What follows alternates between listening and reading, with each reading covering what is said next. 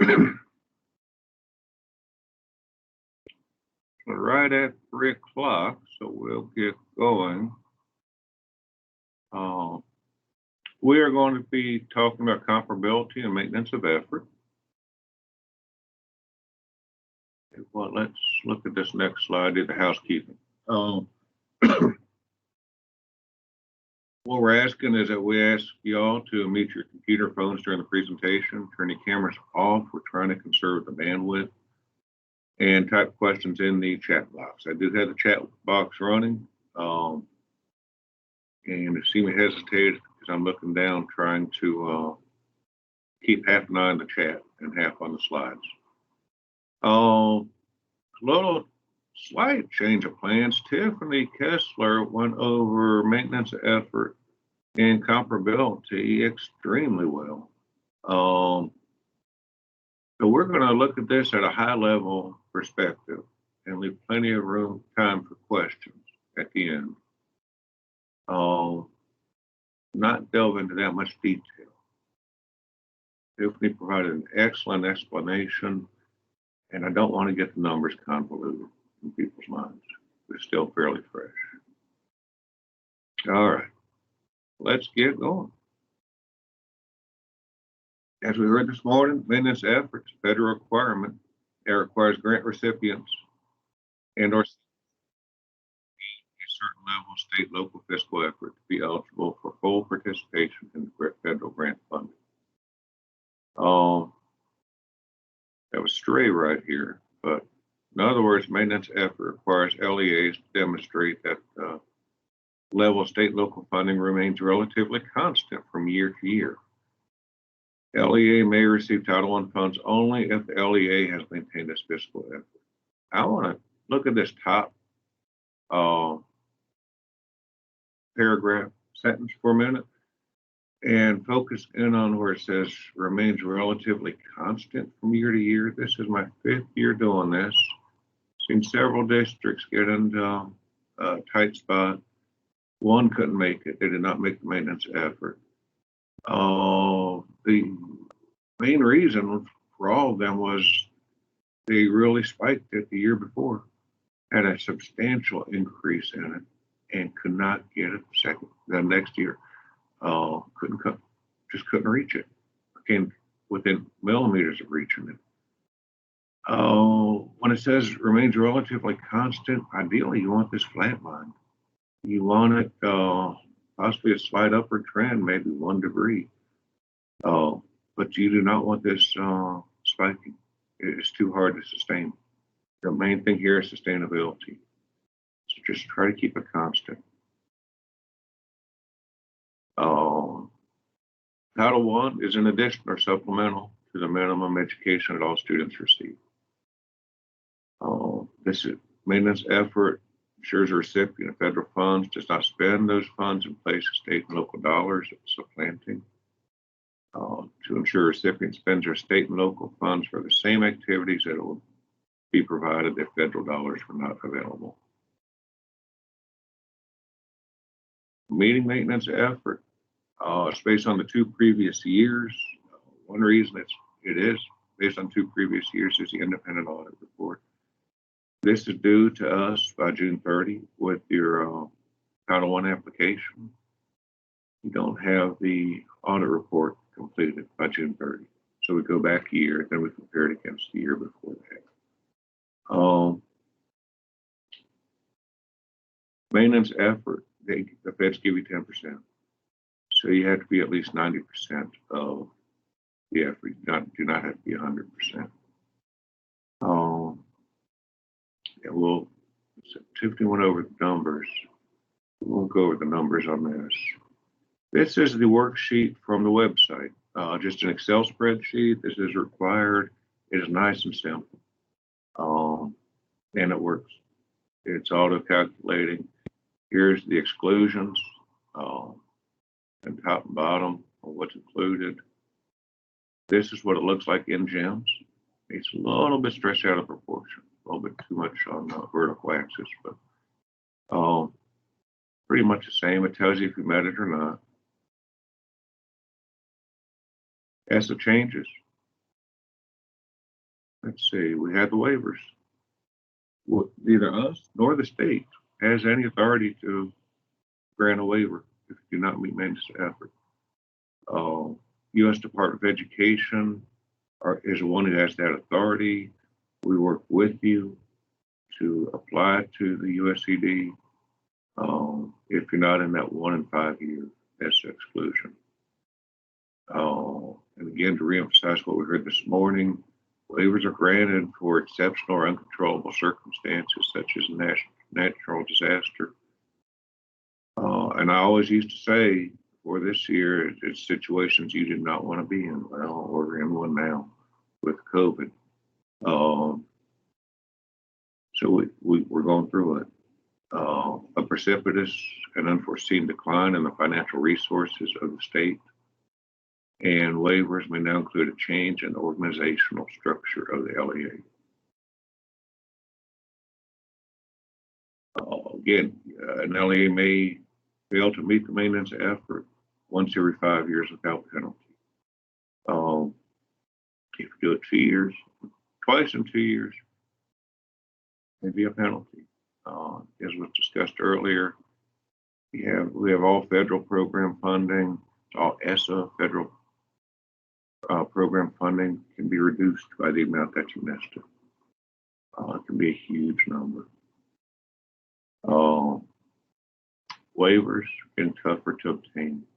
Take your time, make every effort to meet your maintenance effort, and let us help you. A couple of things I've seen over the years that really do help. Don't reinvent the wheel. Use the form. It works. We had quite a few errors. First year I did this, a lot of custom forms. I am an Excel developer. I'm a trainer with Microsoft. I love Excel. I'm an IT junkie. But if it ain't broke, don't fix it. If you have suggestions, send them to me. Do it all. Send me the form how you want to change. I'll look at it. But it works. Since we have used this form exclusively, I can count the number of errors in 5 years on one hand, and that's a real number. It's just nice and automatic. Work closely with your finance director. He or she will be the one providing you with these numbers. Review it in January, December.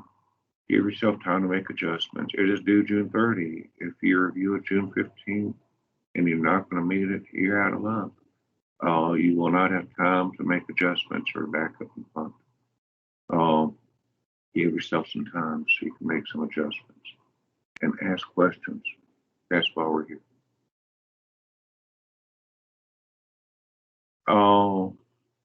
Due to state local budget restrictions,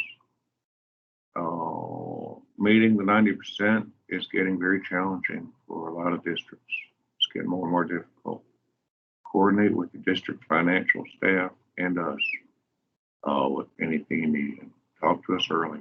We can help you out. All right, I'm going to try a teacher's pause. Are there any questions?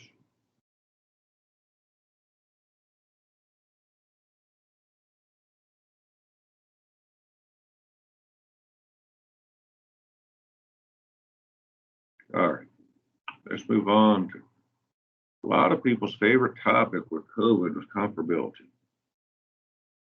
I spent the majority of my time, probably October through mid to late January, working with districts with the virtual programs to meet comparability. It was a nightmare. As far as I know, every district has met it right now. I want to thank you all for your efforts for this and maintenance of effort. Y'all put a lot of work into it, and it shows. The comparability is driving everybody nuts. Everybody put a lot of time into it, and it eventually worked out. It was a pure nightmare. But we got it. Okay. Thanks to y'all's efforts, we got it. And I appreciate y'all calling me, working with me, allowing me to work with you.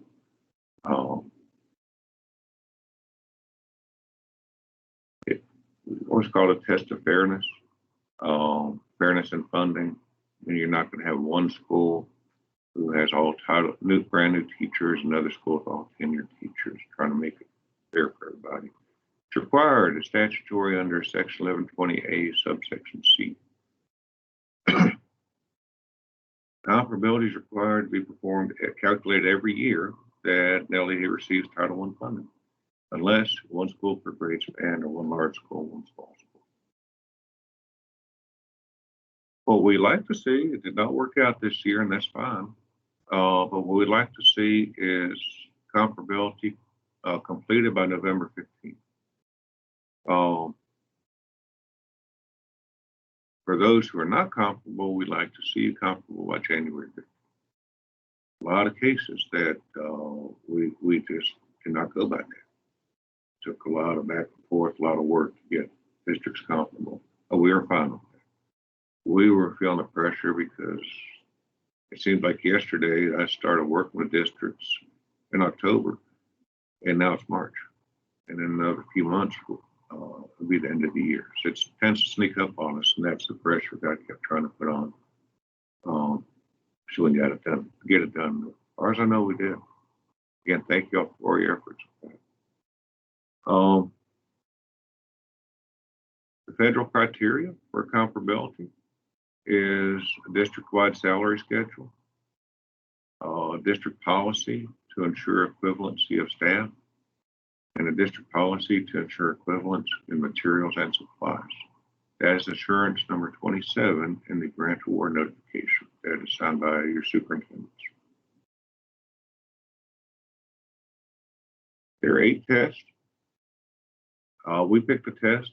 The test that we have picked for as long as I know is the student-teacher ratio.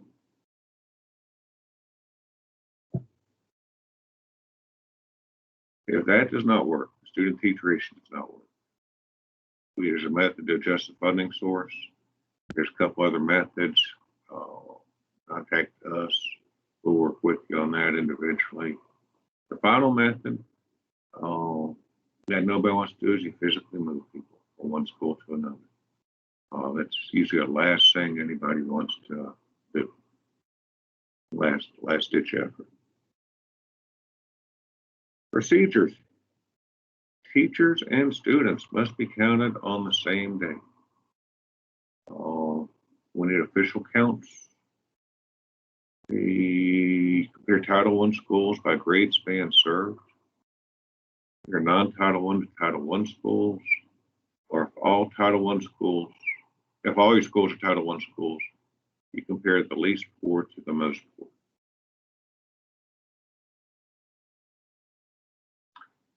Count students using the district membership count. Count allowed staff using the best possible system, whether it's coming out of personnel or finance, and you do not count 3 or 4-year-olds. Why don't you count 3 or 4-year-olds? They are considered pre-K. Pre-K was not around when Title I came about, so they've never brought pre-K into the calculation, so we have to back it on.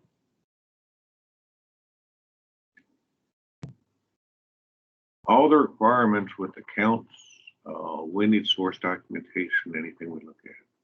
Feel free to include an Excel sheet, we download and manipulate it, but we still need to see the source, where that came from. And there it is, got ahead of myself. We need source data. Social Security number, salaries, please do not submit those to us and upload it. Those are 2 markers that we do not need. You don't want those floating around out there. We just need this. We just don't need that. Some flexibility is built into this, in that you can have a K-8 school can be counted as 1 K-5 and 1 6-8 grade span. Find those 2 schools to create a K-8 for comparability. K-2 or 3-5 can be excluded if there's only 1 in the district. Seen this where it can be a very short form, and sometimes it is a very long form. All right. We ask that you use our form. This is one area where you're welcome to use yours, as long as all the information is included and it is obvious what it's saying. We don't want to have to guess at it or hunt too much. Just leads to error. And here's our form. This is on the website, or I can email it to you.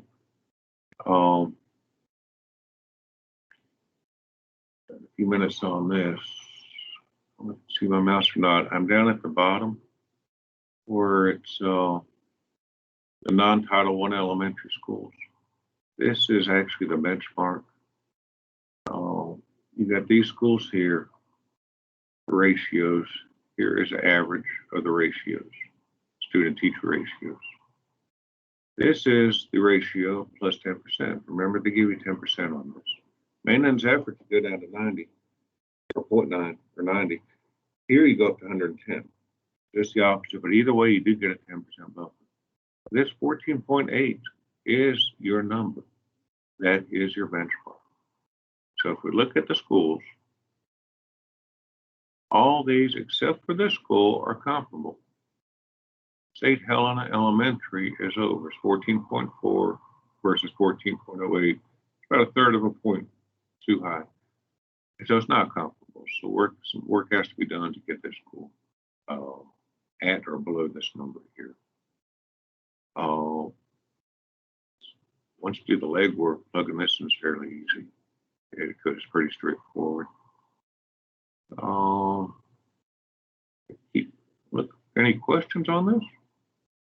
Scanning the chat room. I have not really seen any yet.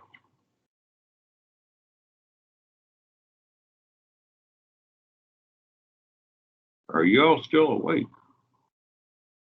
I know this is an exciting topic. Give me some kind of sign that you're still with me. All right. Thank you, Laura. Everybody's still conscious. That's